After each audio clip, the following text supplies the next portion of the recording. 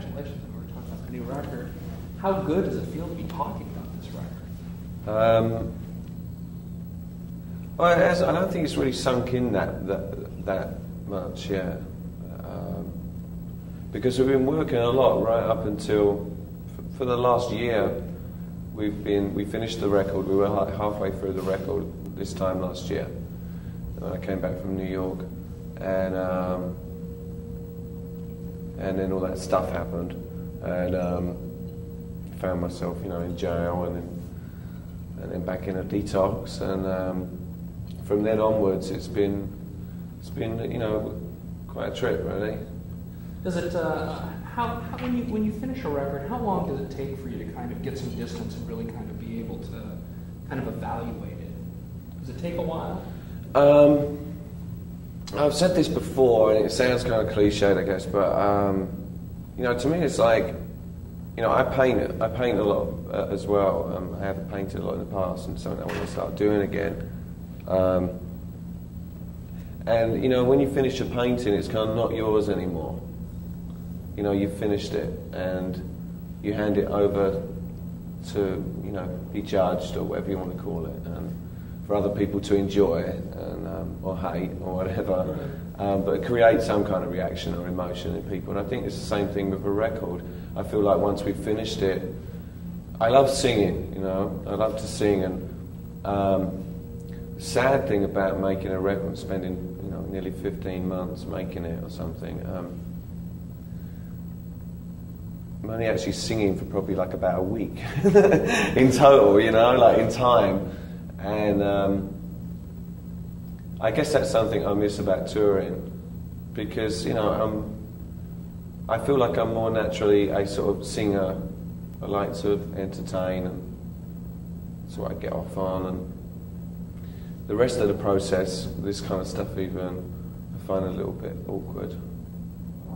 Talking about it, because it's kind of done. It's done. There it is, and I feel uncomfortable then trying to kind of make people want to like it. But that's the nature of the beast, really. The music business, There's a lot of competition. And it's not about talking about it; it's about doing it. So it's like, well, and that's what I mean. We've done it.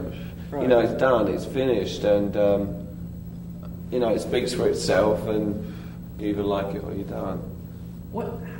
How closely I've heard some of the other Martin and some of the other guys talk about that this kind of sort of parallels the journey that you guys were on since the end of the last tour. Is that accurate? I mean, is this kind of a document? Well, I don't know. I wouldn't say that. I mean, the album primarily sort of talks about, I think musically as well as lyrically, destiny and your own destiny, and how we all try and steer it in a way that we feel is right. Quick fixes everywhere, and whether it's sex, food, drugs, whatever, or rollerblading, and we do things to extreme, and you kind of miss everything on the way if you're not careful. And I think destiny is pretty much set out for you anyway. I really believe that, and I think Martin believes that too. And being in the same band for 17 years, with the same group of people, you pretty much, even though personally and individually the way you deal with life might be different, we've actually experienced a lot of the same things. And the same kind of highs and the same kind of lows, because we've spent a lot of time together over the 17 years. So I think that's the only relation between the way Martin writes and I sing. It's kind of like I wear Martin's feelings on my sleeve, and they fit, A little bit, what's the secret to getting along with people and being so productive over such a long period of time? Most marriages don't last that long. Most relationships don't last that long. Basically not trying to fight the process of the fact that you don't get on, most of the time. I mean, it's like a family relationship, a very dysfunctional family. And when one person in that family kind of goes off the rails a bit, the whole thing shakes around for a long time. And it's like one of those little mobiles you see, you know, in recovery places, you know. When someone's sitting there like me, I'd sort of jump around a bit and the whole thing goes all over the place. And I think that's what Depeche Mode has been like for its whole existence, really. But I think that's kind of what makes it work. Because if it all runs too smoothly, I think it's hard to... I'm not saying that you have to go to kind of like the depths of hell to produce something that's worthy. But sometimes I think when you're in a place of sadness or pain, coming out of it is the high. And I feel like that when I sing, you know, that I can sing about how I'm really feeling inside with my voice. That's how I can express how I feel. Talk a little bit about the vocals. We were talking earlier before rolling.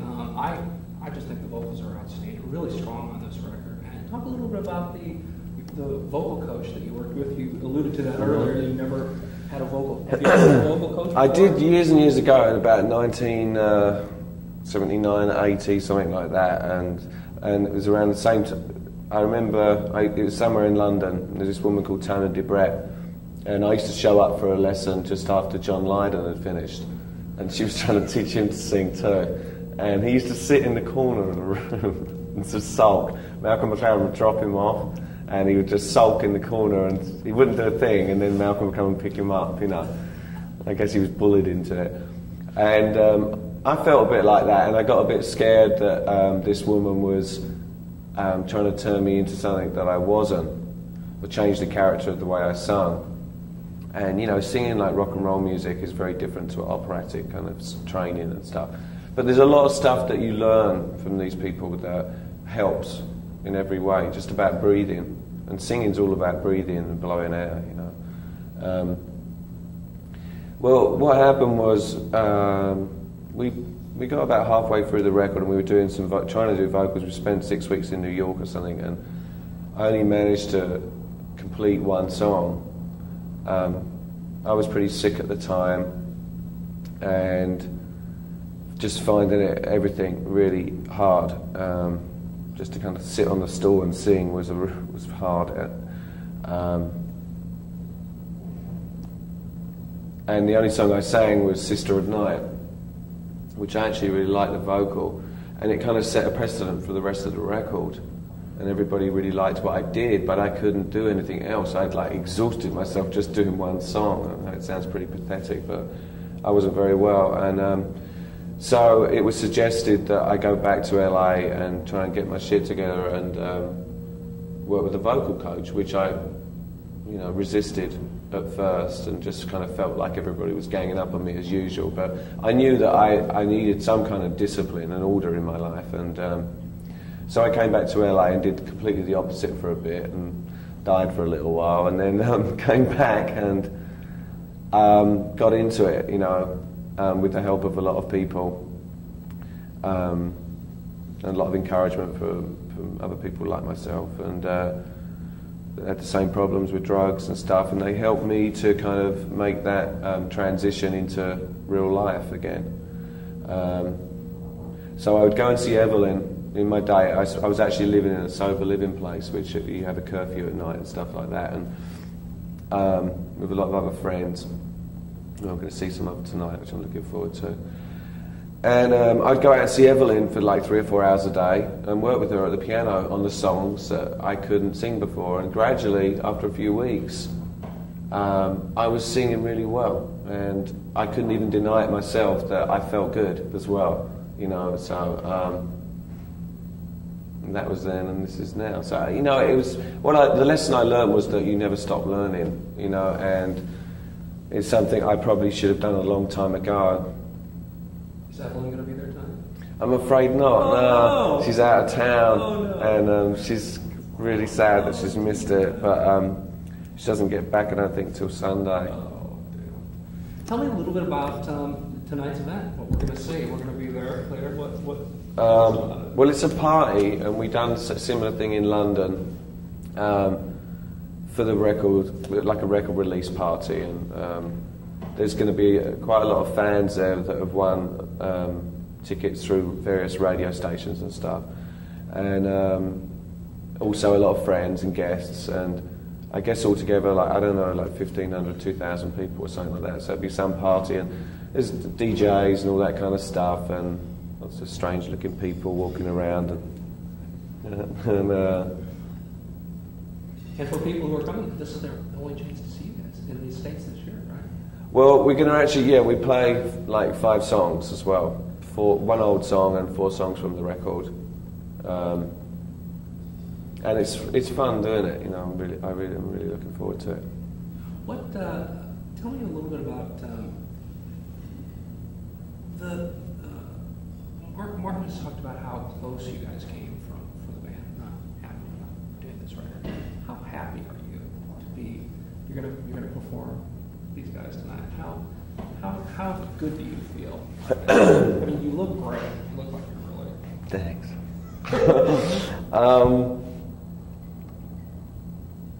I guess I'm just really, it's not like I've never performed sober before, like, with nothing to drink or a pill or anything or something, I have, but I can't remember the last time I did, and we've done the same thing in London, and I think for me personally, it's like, that's good enough, to walk out and sing and feel really nervous and excited at the same time, and not have to sort of use something to prop myself up with, and just have to go out and kind of, be drawn to the lines, as Mick Jagger would say. And it's okay, it's like, I feel like I'm pretty happy. I'm just really, the thing that I'm most proud of at the moment is that I've managed to work at staying sober, to be honest. And I'm starting to feel so much more alive every day, I get a little bit of David back, and lost it somewhere. And I didn't think that was possible. I honestly didn't, being the sort of egotistic guy that I am, I thought I was different and I could handle it, What read reviews that have said that this record, Martin's even said that this is sonically this is the hardest record you guys have come up with. I don't know what he means by that, really. Hard, maybe he means hard in like the hardest that we managed to finish and make. I'd say it's the most soulful record that we've made. I've got to say, like, when I hear some of the songs, I get kind of goosebumps, A couple of the songs on the record, I think we really kind of hit the spot. How important is it for you that other artists cite the band as an influence and say that may be the reason they got into music? Is that important to you that the band's place in history is acknowledged? I think it's flattering, and I think it's great if people get influenced to make music because they like the music that we make or whatever, or seeing that you don't necessarily have to be the greatest musician in the world to have an idea.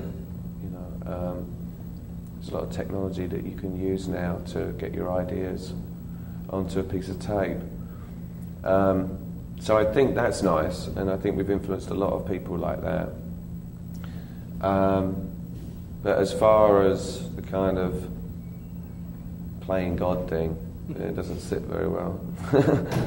What advice do you give to young musicians who want to get into the business? And what kind of things do you tell them? Just have a good time and don't take it too seriously, and don't take yourself too seriously. It could be really dangerous. What gives you the most satisfaction out of being a musician? being part of something that makes people feel something, makes people think, and makes people have a feeling, emotions. And, I think music can really help you through bad times, good times as well. And I also think that it's one of the most honest ways to express yourself as a person, you know, as a human being, through music. It's a real kind of gift that's been given. Has the music business changed a lot since the band started? Do you see it? Is it fundamentally the same beast, just different stripes, or is it a different game? I would say it's way more aggressive, yeah, business-wise. I grew up listening to the Clash and the Pistols and the Banshees and the Damned and stuff like that. And when I was a young teenager, and so that kind of attitude was ingrained in me.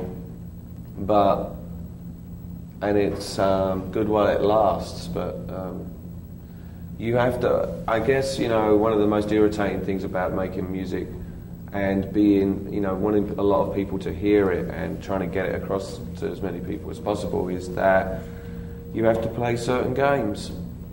And sometimes it doesn't feel so good, you know. But